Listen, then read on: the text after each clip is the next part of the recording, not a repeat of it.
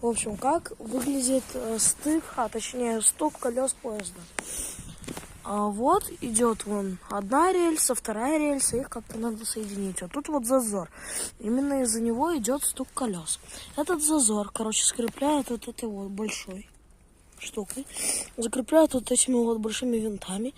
Потом ложат на шпалы, тоже прикрепляют к шпалам. Шпалы в землю. Собственно, вот так и выглядит стык.